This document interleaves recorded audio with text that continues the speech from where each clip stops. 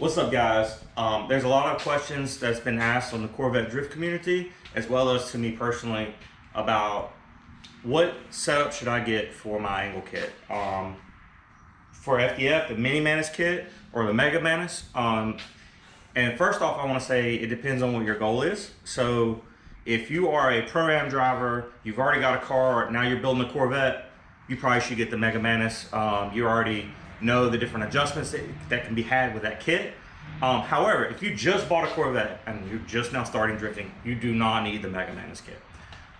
We can start off with the Mini Mantis kit. So I want to tell you guys everything that you need to know about what setup, what wheel spacers that you need, and how you can grow from the Mini Mantis kit into something that gives you like full 70 degrees of angle, and you can still compete in like Pro-Am comps with this setup without spending all the money for Mega Mantis, and you can always continue to upgrade your kit. First off, let's talk about what I did when I started. So I started off with a stock C5 Corvette, stock suspension. I was running sway bars, but I ran the Mini Mantis kit. I had the Mini Mantis kit, which is back here, it's hard to see, but I had stock lowers, stock uppers, and basically with that kit set on the full 70 degree setting, I was able to compete, learn the car, do everything I needed to do. Now, what is needed to run that setup? So you bought a Mini Mantis kit for your C5 Corvette or C6. This applies to C6. There's some differences, and I'll explain those. First off, you're gonna need to run wheel spacers. So you can see here, I've got a 25 millimeter wheel spacer, and I have one on my bench over here. You can see in depth. So you're gonna wanna run a 25 millimeter wheel spacer. This particular one is a conversion spacer that goes from 5x120 to 114.3. Now that's up to you, but your wheel options will grow if you switch to 114.3. You're gonna need an extended brake line. Also on a C5 Corvette on the passenger side, let me show you something. So on a stock C5 Corvette, the computer is behind here, which is a terrible place for it. If you break anything here, it will push the wheel back and rip out the computer and wiring harness. Also, I don't know if you can get up in here and you see this. You will run into rubbing issues here. There's a wiring. I know the lighting's not that great, but these are wiring. So you need to get these wires tucked back. And you need to relocate your computer to inside the car. I have mine in the dash, but prior to a cage and everything else, I had it tucked away over here in the footwell, you know, when I have full interior. The wiring harness has enough length to it to run back through, so there's no issues there. It takes you about 30 minutes to do. Highly recommended. Basically, get your Mini Mantis kit, put it on the full setting, wheel spacers, brake lines, reroute your computer, and you'll be ready to rip. Even with stock suspension, don't anybody tell you you can lower the suspension on stock bolts. It does totally fine. And yeah, so that'll get you started with the Corvette. All right, so you got your Mini Mantis kit set up and you're rocking, and you start growing a little bit. You're like, hey, I need some coilovers. I want a little bit more angle. Now you can grow from that. And so what I did in the off season is I got coilovers and I got lower control arms. Now these lower control arms push the wheels out another inch and give you a lot more front stability and adjustment.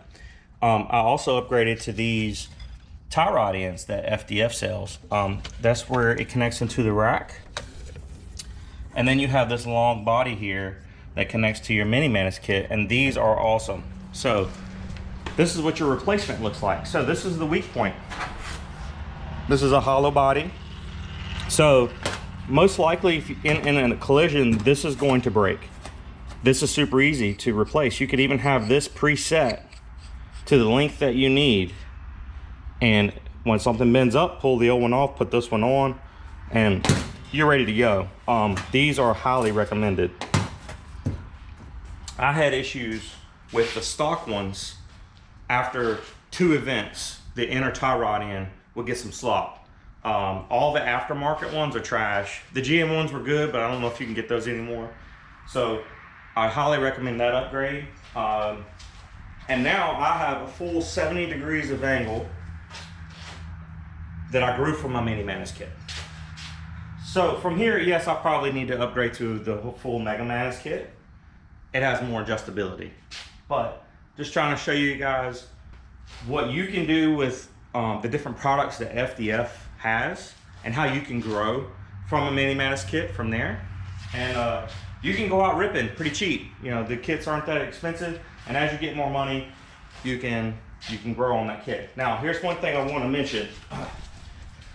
When you upgrade the lower control arms, you have to run coilovers. You can see the coilover mount here. That is not a stock shock mount. So you have to get rid of the leaf springs, and you have to switch to coilovers at that point. So know that if you want to get the lower control arms, you're gonna have to go ahead and get coilovers as well. They go hand in hand. Oh, another thing too, if you do this setup the way that I have it, you're gonna have to space up your upper control arms if you don't get adjustable ones. Because when the lower control arm pushes out the wheel a whole inch, so then you end up with a ton of camber, which is adjustable, but you'll run out of adjustment. So FDF sells spacers. I was in a pinch and ended up using washers because I couldn't get the spacers quick enough.